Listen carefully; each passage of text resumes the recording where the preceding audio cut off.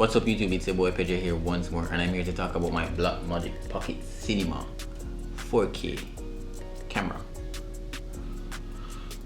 Yo, name long, but I don't know why them never get a different name. As you know, them say name the pocket, but it cannot fit in your pocket. Roll intro.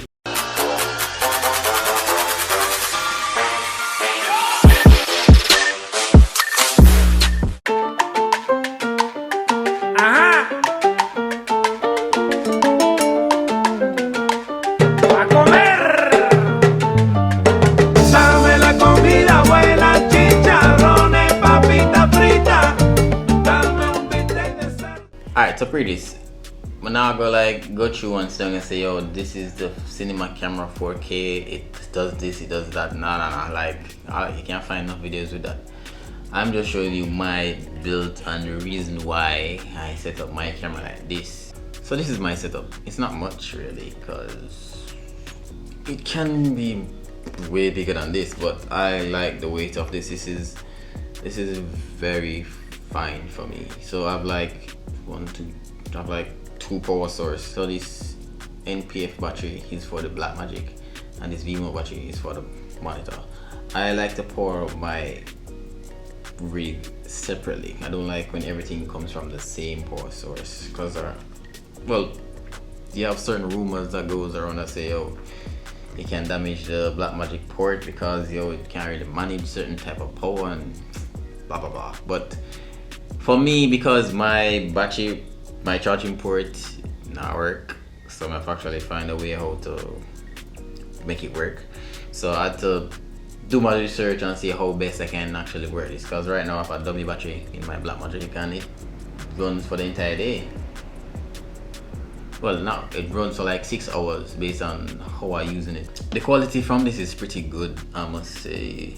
It's pretty good. And the funny thing about these type of cameras, they can't just use it. You have to rig it out, right? There's using it without rigging it out is like, yo, it's like driving a car without gas. You get me? So you have to rig it out. And then for storage, I use the SanDisk SSD because CFast cards are pretty expensive. So I'm like, yo, I'm not going to pay so much money for a CFast card. And the minimum that I see is a good CFast card is like 250, probably like a 250 gig or less. Now I'm like, yo, I'm not going to work with that. But this SSD is pretty fast. Like it reads like 1,000 megs per second when transferring information, and it works pretty fast. And I cannot shoot without an ND filter. So at the front have my KNF variable ND filter, which is a 32 stops ND, which is perfect for what I do most times, because you know that you might go indoor, you might go outdoor. Sometimes I use it indoors based on the type of light setup that I'm using. But for me, this is pretty light.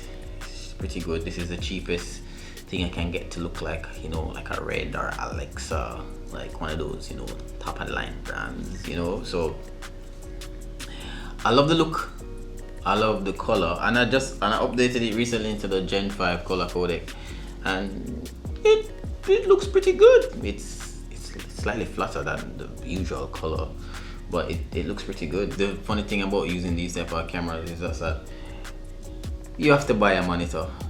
Don't use this without don't try to shoot this without a monitor, because like this monitor during the day is garbage. Like I can't see anything. But I got the Ninja V, which is pretty good. And also one of the main reasons I got the Ninja V, because I was using it with my Sony A7III, right? And because I can record to it, I can cheat the whole recording system. So like I have SSDs that I can record to from the Ninja V, right? So if I'm using the Blackmagic and I'm like running out of storage, I can actually just record to this. It looks a bit different, but it still works, right? So that's another thing why I love this type of monitor. And the size is okay. I wish it was like the 7-inch, but that's probably going to make the camera look way bulkier than how it is right now. And because of how it is, I can actually build it out because I have a matte box, one of the SmallRig matte box, which I need to get a newer one. One of the SmallRig matte box. I have a front angle. So everything on this rig is basically from SmallRig. Like I'm like, yo, I'm like, this is like a SmallRig fanatic, but yeah, everything is from SmallRig. Most of the stuff on this is from SmallRig. This is from wooden camera. All I can say, I will always recommend this camera in 2020, 2021, 2022, 2023 because the quality is good. The quality is good, like top-notch good. Color grading it is very good. It's not really, for me, it's not really like, yo, you want it to be like a vlogging camera, because I use it to vlog something recently. It was hell trying to use because it's so massive, but I just like the quality. So I just actually just use it to record this villa that I was at. So I like the quality of it, and the dynamic range from this camera is pretty good. So when color grading, yo, everything just looks smooth. It's one of the main difficulties for me because I only have one of this camera. Try to color correct it with the A7III is kind of hard. So guys, that's it for my Blackmagic cinema camera rig setup. Oh, I hate calling that name. Why the so long? Why the name of it so long? Then could you just say, oh, and it's not a pocket. I hate the fact that it's not a pocket and they say it's a pocket. But yeah, this is my run and gun setup. It's like, it's not really much because most Blackmagic setups is going to look the same. So yeah, this is my setup. I'll see you guys in the next one.